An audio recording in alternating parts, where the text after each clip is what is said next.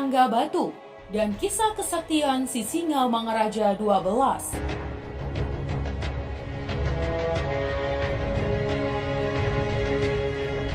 Iya teman, pada tahun 1867, setelah tersiar kabar di Toba, Humbang dan sekitarnya bahwa pasukan Belanda telah menduduki Silindung dan juga sudah mulai berusaha menjalankan politik pemerintahannya atau menjajah. Maka pada waktu itu Raja Sisinga Mangaraja 12 mulai sibuk mengunjungi raja-raja yang ada di Toba untuk merundingkan bagaimana sikap bila pasukan Belanda mau memasuki Toba serta daerah-daerah lain yang belum pernah dikunjungi atau diserbu.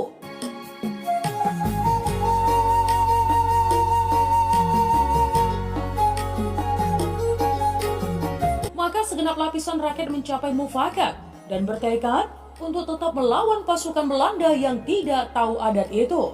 Sewaktu Raja Sisinga Mangaraja 12 beserta rombongannya melintas dari Tampahan Tangga Batu menuju Sihatan Dohon atau Humbang, pejuang-pejuang dari Tampahan atau Tangga Batu antara lain yang terkenal Opo Badiapor khas Tampu Bolon dari Tangga Batu menerima anjuran atau penegasan supaya pertahanan yang sekuat-kuatnya dibentuk di sekitar Tangga Batu.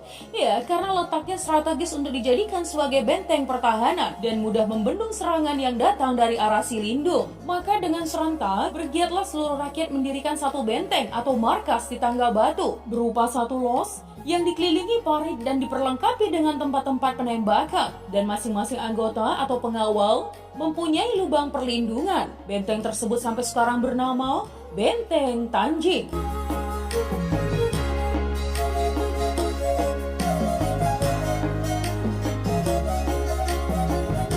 Iya, jalan untuk memasuki benteng itu hanya satu, dan itu pun sangat sempit serta dikelilingi oleh lembah-lembah. Teman, pada bulan Februari tahun 1867, pasukan Belanda sangat berniat untuk mendekati Tau Toba dan tanah Toba Holbung, yaitu guna melebarkan tanah jajahannya, dan telah mengambil keputusan untuk melakukan penyerbuan dengan dibantu oleh para petunjuk jalan. Salah seorang yang terkenal di antara para petunjuk jalan ini adalah Raja Pontas.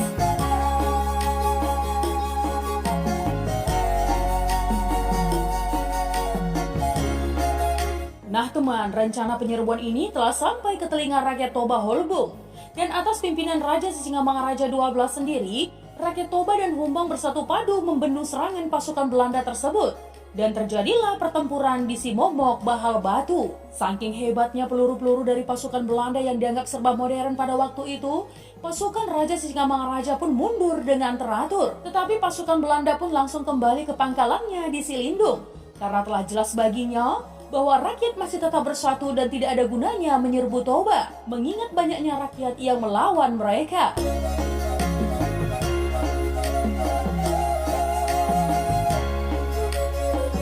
Ya, pada tahun 1878, yaitu kira-kira 2 tahun kemudian, setelah pasukan Belanda menganggap bahwa infiltrasi kaki tangannya mulai berhasil, berangkatlah pasukan Belanda kembali ke Toba dengan kekuatannya yang lebih besar. Penduduk Toba Holbung dan sekitarnya pun tatkala mendengar rencana penyerbuan itu, berkumpul di Tangga Batu untuk mengadakan perlawanan atas bantuan petunjuk jalan yang baru, yaitu Opung Onggung Raja Gugu dari Huta Ginjang dengan ditemani oleh Raja Pontas. Setelah diketahui bahwa jalan dari Tangga Batu sudah dihempang, pasukan Belanda pun mengambil jalan lain, yaitu turun dari Huta Ginjang menuju Meat.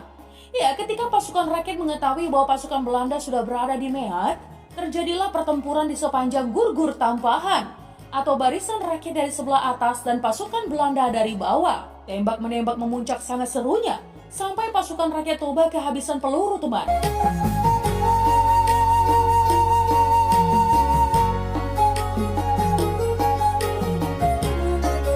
Karena Belanda sudah mulai naik dari lembah Meat menuju ke atas atau Tampahan, pasukan rakyat mengumpulkan batu-batu besar serta tiang-tiang atau basiha yang tadinya akan dipakai untuk mendirikan sopo dan rumah. Pasukan rakyat pun kemudian menggulingkan batu-batu besar tersebut ke arah pasukan Belanda yang sedang berusaha mendaki ke atas.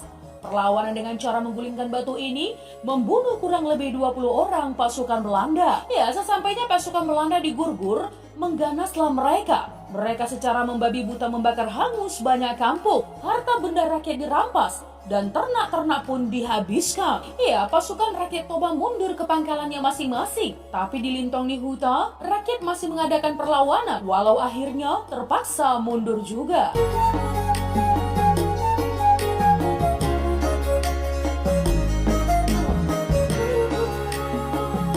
Nah teman, pasukan Belanda meneruskan perjalanannya ke arah Tarabunga setelah Lintong Nihuta habis dibakar. Rakyat di Tarabunga pun tidak mau menerima kehadiran pasukan Belanda. Alhasil, sama seperti nasib Lintong Nihuta, Tarabunga juga dibumi hanguskan oleh pasukan Belanda. Nah teman, pasukan Belanda lalu mendirikan markasnya atau tangsi di Lagu Boti dan Balige. Dari tempat-tempat inilah mereka mengadakan serangan-serangan kampung-kampung yang ada di sekitar Toba Holbung. Walaupun Belanda telah mendirikan tangsi-tangsi tersebut, semangat perjuangan rakyat semakin lama semakin bergelora. Dan satu-satunya bius yang tidak mau menyerah adalah Tangga Batu yang ditempati oleh Opung Badiaporhas Tampu Bolon yang telah lama menerima nasihat dari Raja Sisingamangaraja 12 agar tetap mengadakan perlawanan terhadap musuh bermata putih.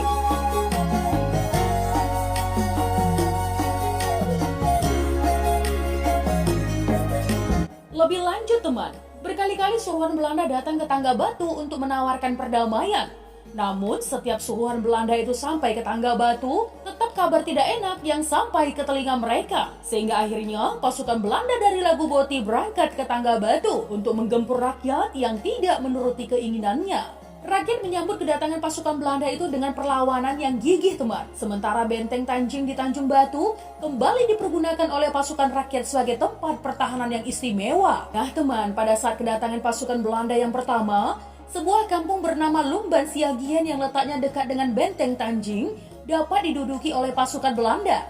Akan tetapi maksudnya belum tercapai teman, karena pasukan rakyat masih tetap bertahan. Sehingga ketika pasukan Belanda kembali ke markasnya, kampung Lumban Siagian dibakar dengan maksud supaya jangan ada lagi tempat musuhnya. Pada kedatangan musuh kedua kalinya, satu kampung bernama Huto Bagasan yang lebih dekat lagi dengan benteng Tanjing dapat juga diduduki oleh pasukan Belanda. Akan tetapi maksudnya yang sebetulnya belum tercipta. Dan waktu pulang ke Lagu Boti, kampung ini pun hangus dibakar oleh pasukan Belanda dengan lebih dulu mengambil semua harta benda serta padi milik rakyat di sana. Nah teman, dengan adanya pembakaran serta perampasan-perampasan tersebut, rakyat pun menjadi sangat ganas dan benteng Tanjing pun ditambah lagi kekuatannya dengan sanak saudara serta famili dari daerah-daerah lain. Akhirnya karena benteng Tanjing tidak dapat direbut begitu saja oleh pasukan Belanda, maka dengan taktik baru, yaitu dengan mendirikan satu tangsi kecil Bram di Gurgur dan diperlengkapi dengan sebuah meriam. Pasukan Belanda mengadakan pertempuran-pertempuran dengan jarak jauh dan menembaki Tanjing beberapa puluh kali dari Gurgur.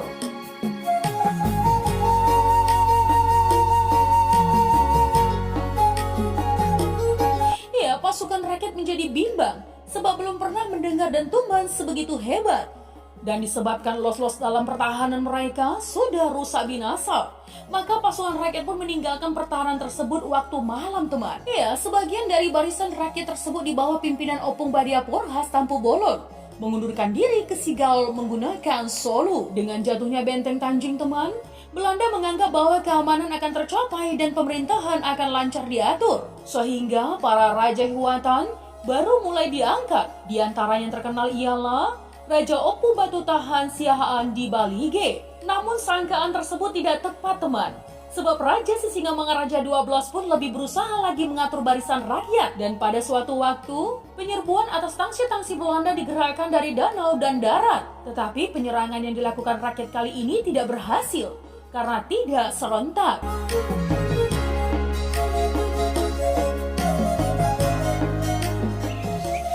Raja Sisingamangaraja dengan menunggang kuda putih atau Hoda Sihapaspili, ya, beserta rombongannya menyerang dari arah Lumban Gorak. Tetapi dari kaki tangannya, Belanda dapat mengetahui serangan tersebut dan terus menggempur rombongan Raja Sisingamangaraja 12. Dalam pertempuran tersebut, lengan kiri Raja Sisingamangaraja 12 terkena peluru, tetapi tidak berbahaya, dan juga ia dapat mengundurkan diri ke Sihatan Dohor.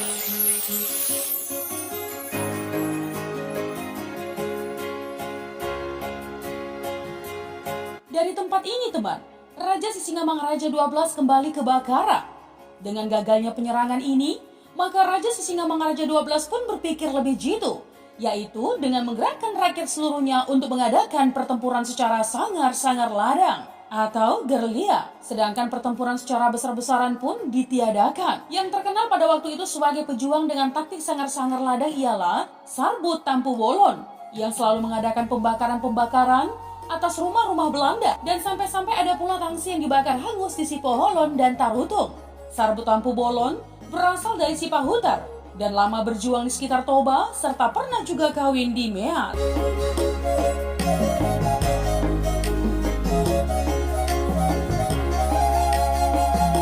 Oppu Badiporhas Tampu Bolon. Oppu Badiporhas Tampu Bolon pun mengadakan perlawanan dengan cara-cara yang dianjurkan oleh Raja Sisingamangaraja 12. Sehingga karena Belanda tidak dapat menangkapnya, seorang utusan bernama Dr. Nomensen atau seorang pendeta dikirim untuk berunding dengan Oppu Badiporhas untuk menawarkan perdamaian ke Sigaol. Berikut janji bahwa apabila perdamaian diterima, maka jabatan Jaihutan atau Rajaihutan akan diberikan sebagai hadiah. Nah teman, pada waktu kedatangan utusan tersebut, keadaan rakyat sangat sulit dan persediaan makanan hampir tidak ada lagi. Ditambah pula dengan penyakit-penyakit yang timbul di beberapa tempat. Maka teman, tanpa sepengetahuan Raja Sisingamangaraja 12, Oppu Badiporhas setuju berdamai dengan memberikan syarat perdamaian sebagai berikut. Memperhatikan nasib rakyat, bahwa dengan adanya angkatan-angkatan Jaihutan baru yang sudah mulai menimbang-nimbang perkara dengan tidak adil, maka segala perkara mengenai apa sekalipun sebelum kedatangan Belanda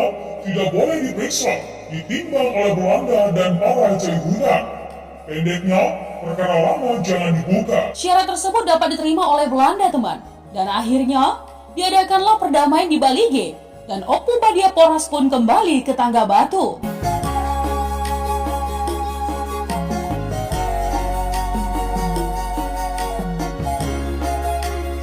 Lebih lanjut teman, akibat perjuangan-perjuangan yang lewat, Oppu Badiporhas jatuh sakit dan tidak dapat lagi meninggalkan kampung halamannya. Meskipun demikian teman, perjuangan tetap berkobar dalam sanubari hatinya. Nah teman, bahwa sewaktu didengarnya, pasukan Belanda ditemani oleh Raja Oppu Batutahan hendak menangkap Raja Sisingamangaraja 12 ke Marbun Bakara. Maka beberapa orang bekas teman-temannya disuruhnya berangkat ke Marbun guna membantu pasukan Raja Sisingamangaraja 12. Pengiriman teman-teman tersebut ada juga hasilnya.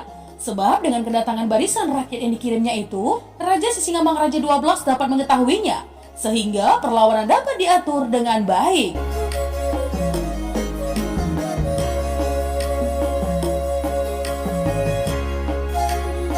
Oppu Batutahan meninggal dalam pertempuran kali ini, dan mayatnya dibawa ke Balige. Raja Sisingamangaraja 12 pun meninggalkan Bakara dan mengundurkan diri beserta rombongan dan keluarga ke pegunungan atau hutan Dairi. Sebab pasukan Belanda sudah menggerakkan kaki tangannya dengan bersungguh-sungguh untuk menangkapnya teman. Pada tahun 1902, Oppu Badiporhas meninggal dunia di Tangga Batu. Ya, karena penyakitnya yang telah lama dideritanya.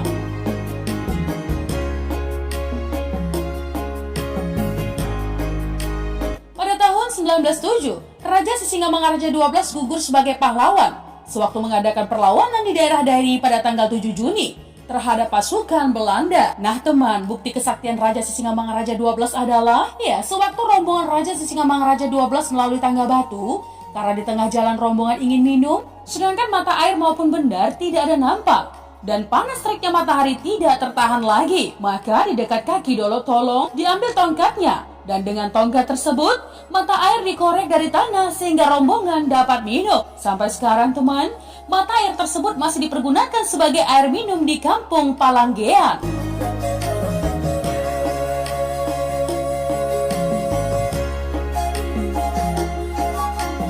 Berikutnya, sewaktu Raja Sisingamangaraja 12 tiba di Tangga Batu dan untuk merundingkan sesuatu dengan rakyat, waktu ketiadaan daging lagi untuk dimakan rakyat yang berkumpul. Karena ternak-ternak kerbau dan lembu jauh dari tempat pengembalaannya di hutan Seliang Batu.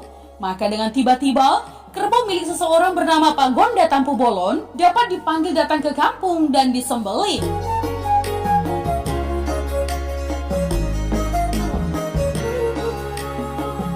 Kesaktian selanjutnya, bila Raja Sisingamangaraja 12 melintas suatu daerah, segala orang tahanan atau beangan harus dilepaskan oleh orang yang menahannya. Pada suatu waktu, di kampung Batubara Lumban Gaul atau Tambunan, ada dua orang tahanan atau beangan kepunyaan Oppu Raja Humbil Batubara. Namanya Sahabat Tampu Bolon dari Sibola Hotang dan Libas Tampu Bolon dari Sitampulat.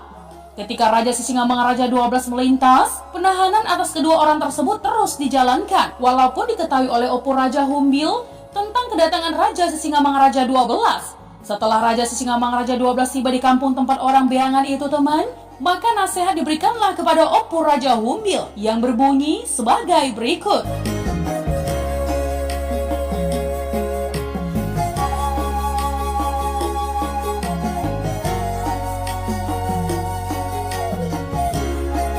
Maksudnya, bila saya datang, Raja Sisingamangaraja 12, sepantasnya rakyatku harus dilepaskan. Opu Raja Humbil tidak mau melepaskan tawanannya teman, dan tidak peduli atas nasihat Raja Sisingamangaraja 12.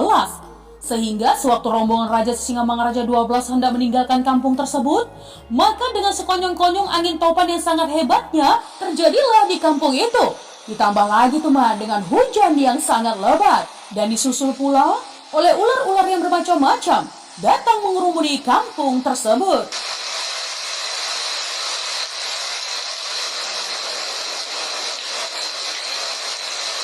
Seseorang bernama Pananggalan Batubara dengan terus meminta ampun kepada Raja Sisingamangaraja 12 dan menganjurkan supaya kesalahan tersebut dapat dimaafkan di kampungnya dengan jalan memberikan somba-somba, juga supaya bersama-sama bersantap. Ya teman, Raja Sisingamangaraja 12 dapat memaafkannya, sehingga angin topan tersebut serta hujan tadi berhentilah. Sedangkan ular-ular kembalilah ke asalnya tempat semula. Nah teman, mendengar kejadian itu, kebesaran Raja Sisingamangaraja 12 bertambah pula, dan penduduk kampung tersebut di atas pun mulailah mengikuti nasihat dan anjuran yang dikeluarkan oleh Raja Sisingamangaraja 12.